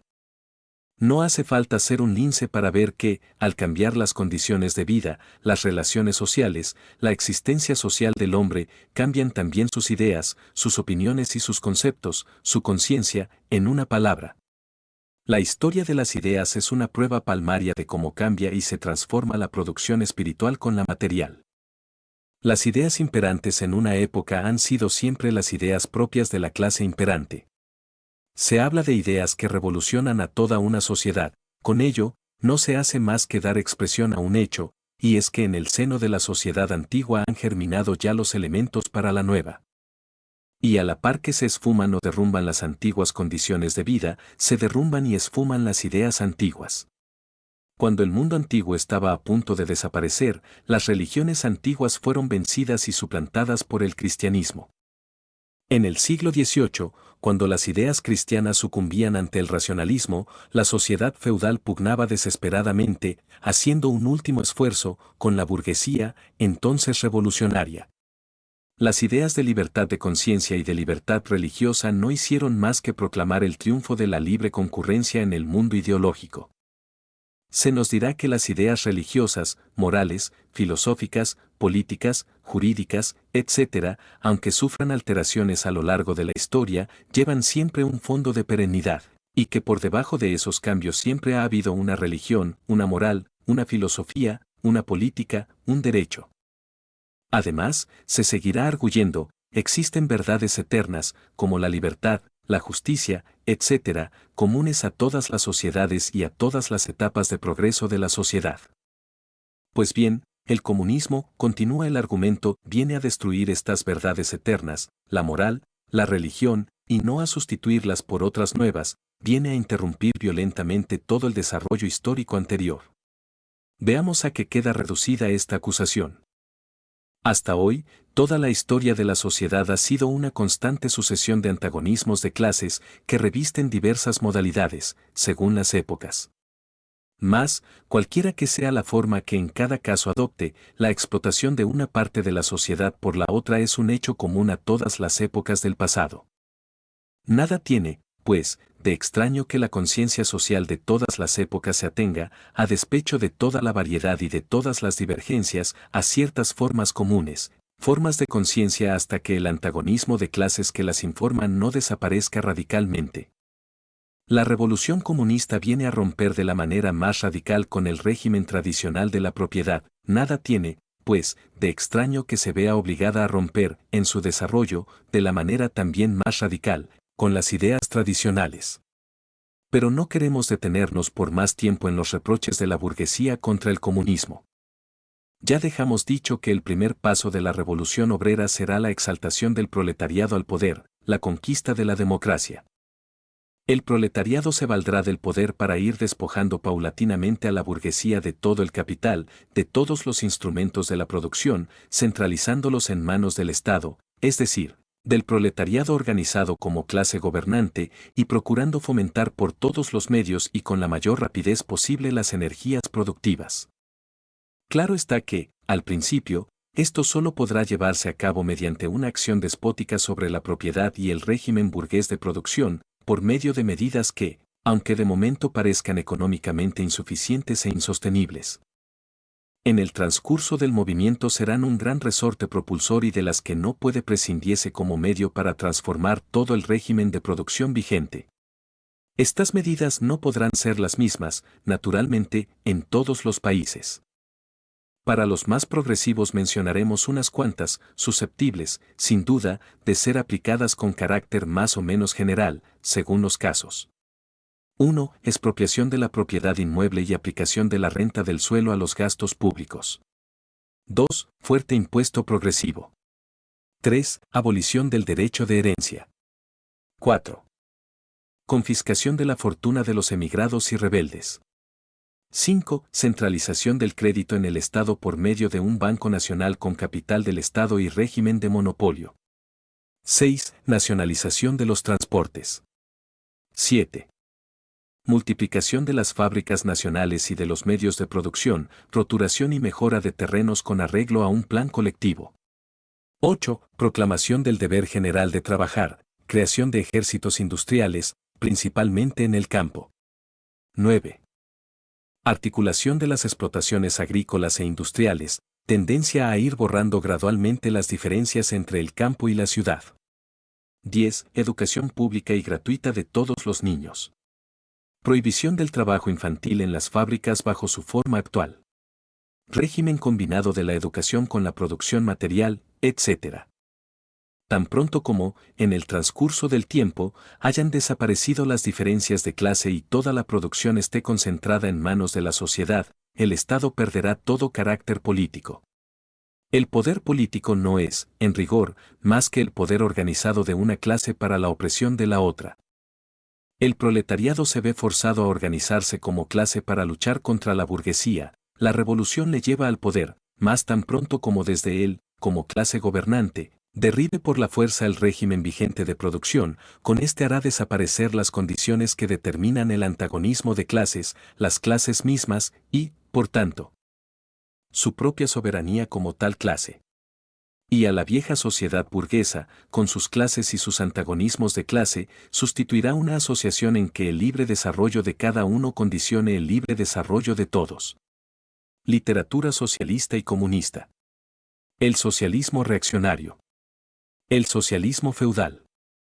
La aristocracia francesa e inglesa, que no se resignaba a abandonar su puesto histórico, se dedicó, cuando ya no pudo hacer otra cosa, a escribir libelos contra la moderna sociedad burguesa.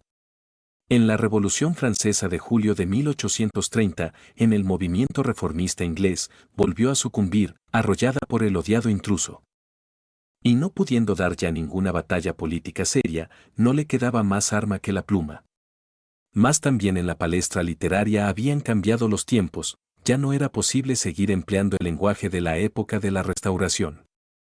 Para ganarse simpatías, la aristocracia hubo de olvidar aparentemente sus intereses y acusar a la burguesía, sin tener presente más interés que el de la clase obrera explotada.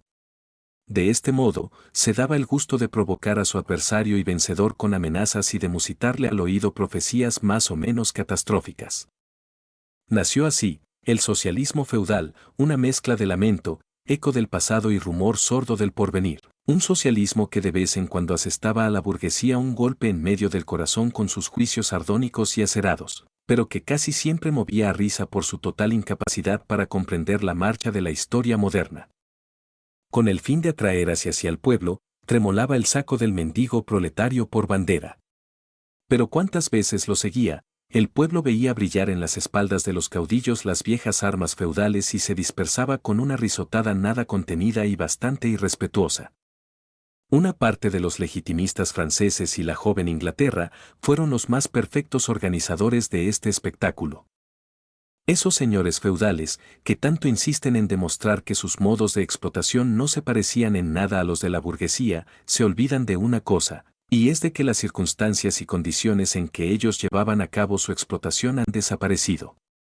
Y, al enorgullecerse de que bajo su régimen no existía el moderno proletariado, no advierten que esta burguesía moderna que tanto abominan, es un producto históricamente necesario de su orden social. Por lo demás, no se molestan gran cosa en encubrir el sello reaccionario de sus doctrinas. Y así se explica que su más rabiosa acusación contra la burguesía sea precisamente el crear y fomentar bajo su régimen una clase que está llamada a derruir todo el orden social heredado. Lo que más reprochan a la burguesía no es el engendrar un proletariado, sino el engendrar un proletariado revolucionario. Por eso, en la práctica están siempre dispuestos a tomar parte en todas las violencias y represiones contra la clase obrera, y en la prosaica realidad se resignan, pese a todas las retóricas ampulosas, a recolectar también los huevos de oro y a trocar la nobleza, el amor y el honor caballerescos por el vil tráfico en lana, remolacha y aguardiente. Como los curas van siempre del brazo de los señores feudales, no es extraño que con este socialismo feudal venga a confluir el socialismo clerical. Nada más fácil que dar al ascetismo cristiano un barniz socialista. ¿No combatió también el cristianismo contra la propiedad privada, contra el matrimonio, contra el Estado? ¿No predicó frente a las instituciones la caridad y la limosna, el celibato y el castigo de la carne, la vida monástica y la iglesia? El socialismo cristiano es el hisopazo con que el clérigo bendice el despecho del aristócrata. El socialismo pequeño burgués. La aristocracia feudal no es la única clase derrocada por la burguesía, la única clase cuyas condiciones de vida ha venido a oprimir y matar la sociedad burguesa moderna. Los villanos medievales y los pequeños labriegos fueron los precursores de la moderna burguesía. Y en los países en que la industria y el comercio no han alcanzado un nivel suficiente de desarrollo, esta clase sigue vegetando al lado de la burguesía ascensional. En aquellos otros países en que la civilización moderna alcanza un cierto grado de progreso, ha venido a formarse una nueva clase pequeño-burguesa que flota entre la burguesía y el proletariado y que, si bien gira constantemente en torno a la sociedad burguesa como satélite suyo, no hace más que brindar nuevos elementos al proletariado.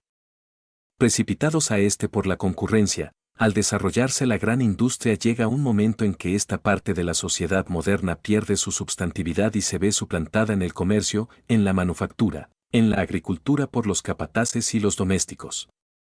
En países como Francia, en que la clase labradora representa mucho más de la mitad de la población, era natural que ciertos escritores, al abrazar la causa del proletariado contra la burguesía, tomasen por norma, para criticar el régimen burgués, los intereses de los pequeños burgueses y los campesinos. Simpatizando por la causa obrera con el ideario de la pequeña burguesía. Así nació el socialismo pequeño burgués. Su representante más caracterizado, lo mismo en Francia que en Inglaterra, es Sismondi. Este socialismo ha analizado con una gran agudeza las contradicciones del moderno régimen de producción. Ha desenmascarado las argucias hipócritas con que pretenden justificarlas los economistas. Ha puesto de relieve de modo irrefutable los efectos aniquiladores del maquinismo y la división del trabajo, la concentración de los capitales y la propiedad inmueble, la superproducción, las crisis. La inevitable desaparición de los pequeños burgueses y labriegos, la miseria del proletariado, la anarquía reinante en la producción, las desigualdades irritantes que claman en la distribución de la riqueza, la aniquiladora guerra industrial de unas naciones contra otras, la disolución de las costumbres antiguas, de la familia tradicional, de las viejas nacionalidades. Pero en lo que atañe ya a sus fórmulas positivas, este socialismo no tiene más aspiración que restaurar los antiguos medios de producción y de cambio, y con ellos el régimen tradicional de propiedad y la sociedad tradicional. Cuando no pretende volver a encajar por la fuerza los modernos medios de producción y de cambio dentro del marco del régimen de propiedad que hicieron y forzosamente tenían que hacer saltar. En uno y otro caso peca, a la par, de reaccionario y de utópico. En la manufactura, la restauración de los viejos gremios, y en el campo, la implantación de un régimen patriarcal, he ahí sus dos magnas aspiraciones. Hoy, esta corriente socialista ha venido a caer en una cobarde modorra. El socialismo alemán o verdadero socialismo. La literatura socialista y comunista de Francia, nacida bajo la presión de una burguesía gobernante y expresión literaria de la lucha librada contra su avasallamiento, fue importada en Alemania en el mismo instante en que la burguesía empezaba a sacudir el yugo del absolutismo feudal. Los filósofos, pseudofilósofos y grandes ingenios del país se asimilaron codiciosamente a aquella literatura, pero olvidando que con las doctrinas no habían pasado la frontera también las condiciones sociales a que respondían. Al enfrentarse con la situación alemana, la literatura socialista francesa perdió toda su importancia práctica directa, para asumir una fisonomía puramente literaria y convertirse en una ociosa especulación acerca del espíritu humano y de sus proyecciones sobre la realidad. Y así, mientras que los postulados de la primera revolución francesa eran, para los filósofos alemanes del siglo XVIII, los postulados de la razón práctica en general, las aspiraciones de la burguesía francesa revolucionaria representaban a sus ojos las leyes de la voluntad pura, de la voluntad ideal, de una voluntad verdaderamente humana. La única preocupación de los literatos alemanes era armonizar las nuevas ideas francesas con su vieja conciencia filosófica, o, por mejor decir, asimilarse desde su punto de vista filosófico aquellas ideas.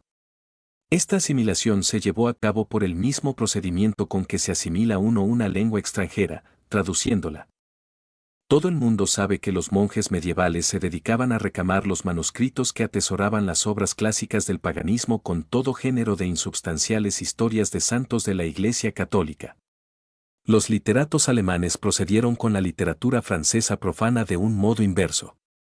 Lo que hicieron fue empalmar sus absurdos filosóficos a los originales franceses. Y así, donde el original desarrollaba la crítica del dinero, ellos pusieron expropiación del ser humano, donde se criticaba el Estado burgués, abolición del imperio de lo general abstracto, y así por el estilo. Esta interpelación de locuciones y galimatías filosóficos en las doctrinas francesas fue bautizada con los nombres de filosofía del hecho, verdadero socialismo, ciencia alemana del socialismo, fundamentación filosófica del socialismo y otros semejantes. De este modo, la literatura socialista y comunista francesa perdía toda su virilidad. Y como, en manos de los alemanes, no expresaba ya la lucha de una clase contra otra clase, el profesor germano se hacía la ilusión de haber superado el parcialismo francés. A falta de verdaderas necesidades pregonaba la de la verdad, y a falta de los intereses del proletariado mantenía los intereses del ser humano, del hombre en general. De ese hombre que no reconoce clases, que ha dejado de vivir en la realidad para transportarse al cielo vaporoso de la fantasía filosófica. Sin embargo, este socialismo alemán, que tomaba tan en serio sus desmayados ejercicios escolares y que tanto y tan solemnemente trompeteaba, fue perdiendo poco a poco su pedantesca inocencia. En la lucha de la burguesía alemana, y principalmente de la prusiana, contra el régimen feudal y la monarquía absoluta, el movimiento liberal fue tomando un cariz más serio. Esto deparaba al verdadero socialismo la ocasión apetecida para oponer al movimiento político las reivindicaciones socialistas, para fulminar los consabidos anatemas contra el liberalismo, contra el Estado representativo, contra la libre concurrencia burguesa, contra la libertad de prensa, la libertad, la igualdad y el derecho burgueses. Predicando ante la masa del pueblo que con este movimiento burgués no saldría ganando nada y sí perdiendo mucho. El socialismo alemán se cuidaba de olvidar oportunamente que la crítica francesa, de la que no era más que un eco sin vida, presuponía la existencia de la sociedad burguesa moderna. Con sus peculiares condiciones materiales de vida y su organización política adecuada, supuestos previos ambos en torno a los cuales giraba precisamente la lucha en Alemania. Este verdadero socialismo les venía al dedillo a los gobiernos absolutos alemanes, con toda su cohorte de clérigos, maestros de escuela, hidalguelos raídos y cagatintas, pues les servía de espantapájaros contra la amenazadora burguesía. Era una especie de melifluo complemento a los feroces latigazos y a las balas de fusil con que esos gobiernos recibían los levantamientos obreros. Pero el verdadero socialismo, además de ser, como vemos, un arma en manos de los gobiernos contra la burguesía alemana, encarnaba de una manera directa un interés reaccionario, el interés de la baja burguesía del país. La pequeña burguesía, heredada del siglo XVI y que desde entonces no había cesado de aflorar bajo diversas formas y modalidades, constituye en Alemania la verdadera base social del orden vigente. Conservar esta clase es conservar el orden social imperante. Dado predominio industrial y político de la burguesía teme la ruina segura, tanto por la concentración de capitales que ello significa, como porque entraña la formación de un proletariado revolucionario. El verdadero socialismo venía a cortar de un tijeretazo, así se lo imaginaba a ella, las dos alas de este peligro. Por eso, se extendió por todo el país como una verdadera epidemia. El ropaje ampuloso en que los socialistas alemanes envolvían el puñado de huesos de sus verdades eternas, un ropaje tejido con hebras especulativas, bordado con las flores retóricas de su ingenio, empapado de nieblas melancólicas y románticas. Hacía todavía más gustosa la mercancía para ese público. Por su parte, el socialismo alemán comprendía más claramente cada vez que su misión era la de ser el alto representante y abanderado de esa baja burguesía. Proclamó a la nación alemana como nación modelo y al súbdito alemán como el tipo ejemplar de hombre. Dio a todos sus servilismos y vilezas un hondo y oculto sentido socialista, tornándolos en lo contrario de lo que en realidad eran. Y al alzarse curiosamente contra las tendencias bárbaras y destructivas del comunismo, subrayando como contraste la imparcialidad sublime de sus propias doctrinas, ajenas a toda lucha de clases, no hacía más que sacar la última consecuencia lógica de su sistema. Toda la pretendida literatura socialista y comunista que circula por Alemania, con poquísimas excepciones, profesa estas doctrinas repugnantes y castradas. El socialismo burgués o conservador. Una parte de la burguesía desea mitigar las injusticias sociales, para de este modo garantizar la perduración de la sociedad burguesa. Se encuentran en este bando los economistas, los filántropos, los humanitarios, los que aspiran a mejorar la situación de las clases obreras, los organizadores de actos de beneficencia, las sociedades protectoras de animales, los promotores de campañas contra el alcoholismo, los predicadores y reformadores sociales de toda la haya. Pero, además, de este socialismo burgués han salido verdaderos sistemas doctrinales. Sirva de ejemplo la filosofía de la miseria de Proudhon. Los burgueses socialistas considerarían ideales las condiciones de vida de la sociedad moderna sin las luchas y los peligros que encierran. Su ideal es la sociedad existente, depurada de los elementos que la corroen y revolucionan, la burguesía sin el proletariado. Es natural que la burguesía se represente el mundo en que gobierna como el mejor de los mundos posibles. El socialismo burgués eleva esta idea consoladora a sistema o semisistema. Y al invitar al proletariado a que lo realice, tomando posesión de la Nueva Jerusalén, lo que en realidad exige de él es que se avenga para siempre al actual sistema de sociedad, pero desterrando la deplorable idea que de él se forma. Una segunda modalidad, aunque menos sistemática, bastante más práctica, de socialismo, pretende ahuyentar a la clase obrera de todo movimiento revolucionario haciéndole ver que lo que a ella le interesa no son tales o cuales cambios políticos, sino simplemente determinadas mejoras en las condiciones materiales, económicas, de su vida.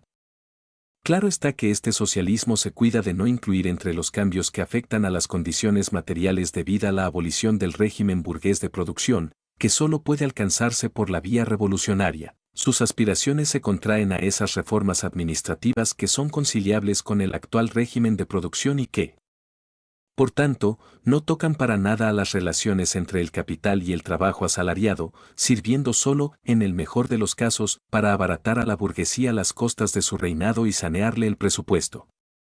Este socialismo burgués a que nos referimos solo encuentra expresión adecuada allí donde se convierte en mera figura retórica. Pedimos el librecambio en interés de la clase obrera. En interés de la clase obrera pedimos aranceles protectores. Pedimos prisiones celulares en interés de la clase trabajadora. Hemos dado, por fin, con la suprema y única seria aspiración del socialismo burgués. Todo el socialismo de la burguesía se reduce, en efecto, a una tesis y es que los burgueses lo son y deben seguir siéndolo, en interés de la clase trabajadora. El socialismo y el comunismo crítico utópico. No queremos referirnos aquí a las doctrinas que en todas las grandes revoluciones modernas abrazan las aspiraciones del proletariado, obras de Babeuf, etc. Las primeras tentativas del proletariado para ahondar directamente en sus intereses de clase, en momentos de conmoción general, en el periodo de derrumbamiento de la sociedad feudal, tenían que tropezar necesariamente con la falta de desarrollo del propio proletariado, de una parte, y de otra con la ausencia de las condiciones materiales indispensables para su emancipación, que habían de ser el fruto de la época burguesa. La literatura revolucionaria que guía estos primeros pasos vacilantes del proletariado es, y necesariamente tenía que serlo, juzgada por su contenido, reaccionaria. Estas doctrinas profesan un ascetismo universal y un torpe y vago igualitarismo. Los verdaderos sistemas socialistas y comunistas, los sistemas de Saint-Simon, de Fourier, de Owen, etc., brotan en la primera fase embrionaria de las luchas entre el proletariado y la burguesía, tal como más arriba la dejamos esbozada. El capítulo Burgueses y Proletarios. Cierto es que los autores de estos sistemas penetran ya en el antagonismo de las clases y en la acción de los elementos disolventes que germinan en el seno de la propia sociedad gobernante.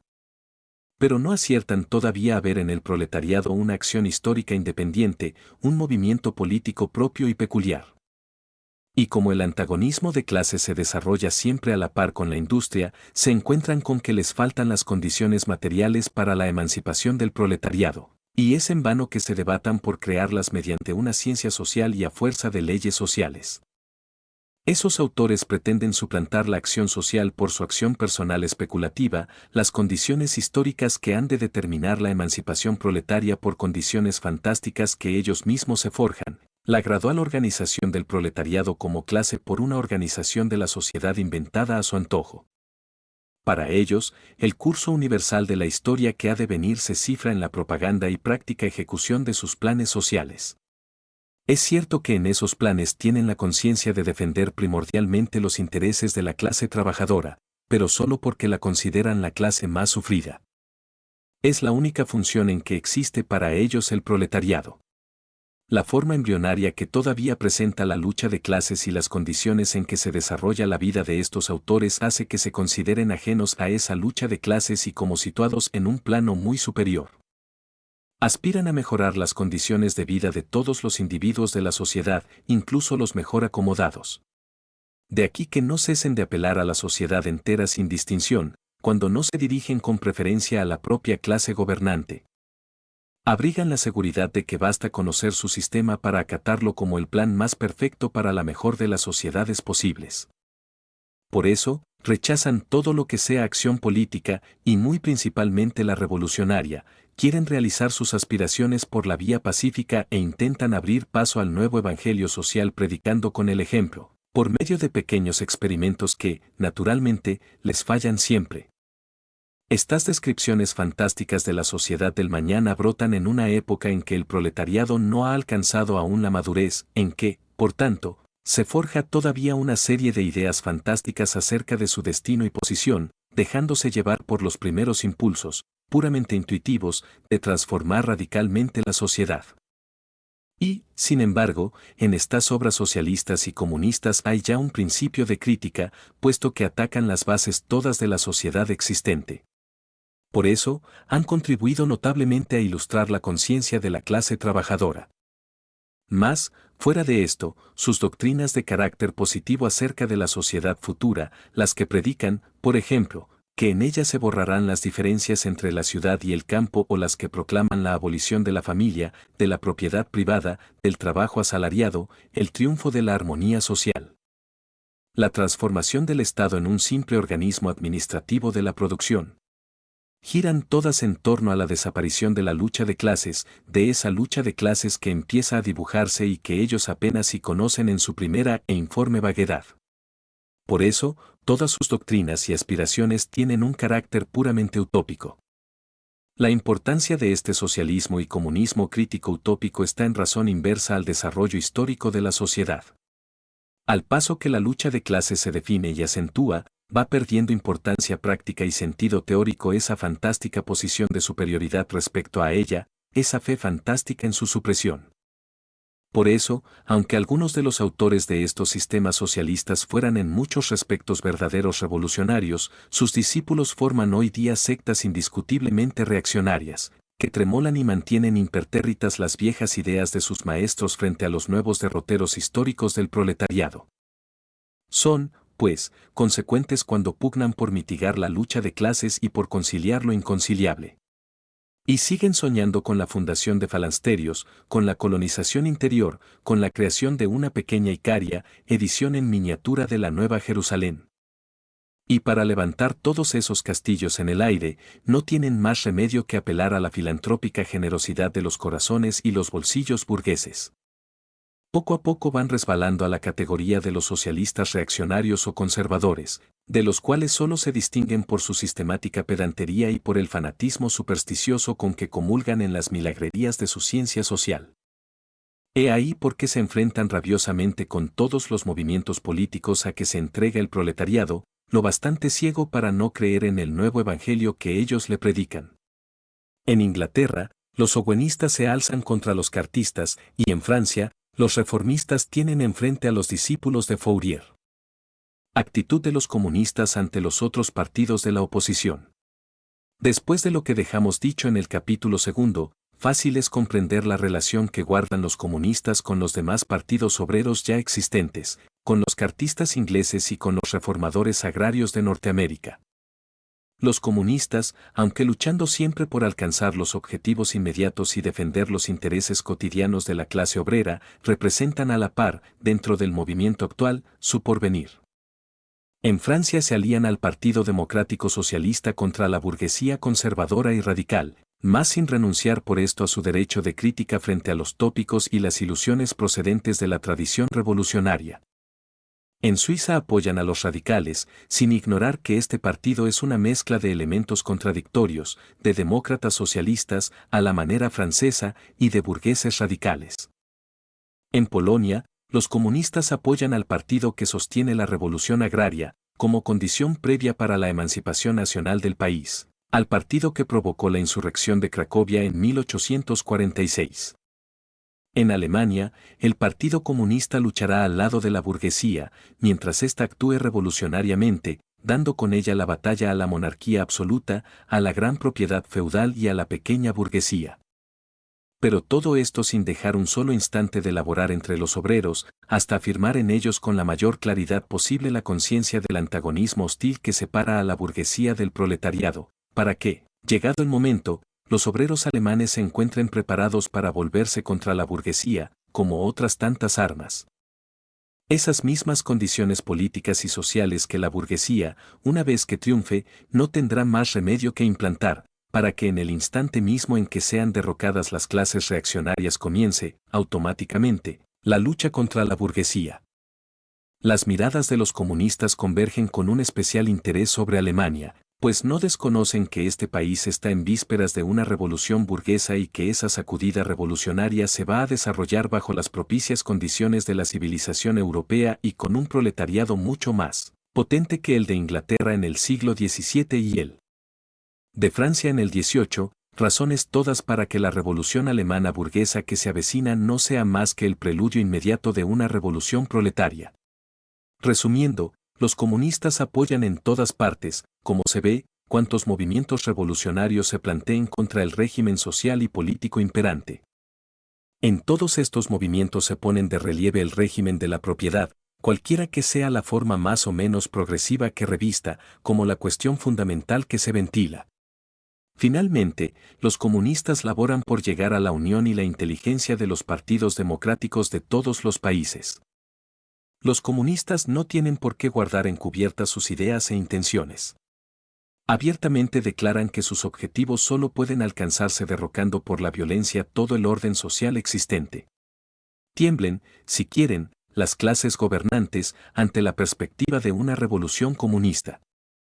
Los proletarios, con ella, no tienen nada que perder, como no sea sus cadenas. Tienen, en cambio, un mundo entero que ganar. Proletarios del mundo, uníos.